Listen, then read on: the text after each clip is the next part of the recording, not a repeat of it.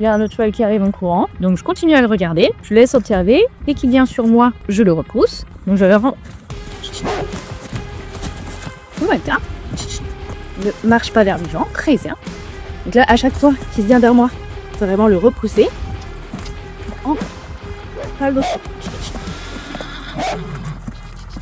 Tu veux le recycler, il n'y a aucun problème. Par contre, tu le fais lentement.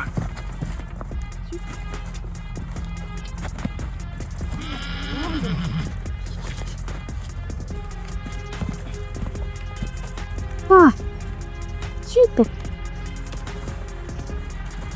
Bon, il n'y a aucun problème avec le fait de bouger. Par contre, besoin de... Super. Lentement, toujours lentement. Merci. Très bien ça.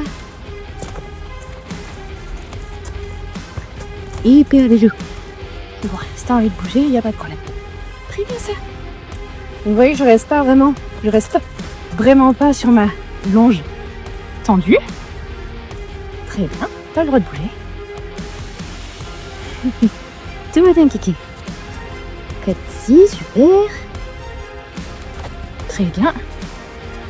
Super, très bien. Je le laisse observer, ça y a aucun problème. Je le laisse bouger un petit peu, il n'y a aucun problème. Par contre, la seule chose qu'il a pas le droit de faire, c'est vraiment me foncer dessus. Ok, c'est pas grave. Pas du tout. Très bien. Du coup, on peut vraiment voir l'importance d'avoir déjà un contrôle de base assez efficace avant d'emmener votre cheval dans un endroit, voilà, un peu plus compliqué. Là, j'avais un poulain qui ne comprenait pas les pressions au licol, qui n'était pas capable de reculer facilement, j'aurais des soucis. Et pareil, si j'avais totalement ignoré le moment où il commençait un tout petit peu à se crisper, je serais probablement allé trop loin et ça aurait été encore plus difficile pour lui de se redétendre. Pareil, ne viens pas vers moi. Super. Toujours pas. Ni aujourd'hui ni demain. Très bien. Donc d'où l'importance en fait de vraiment être suffisamment observateur et de suffisamment préparer les étapes.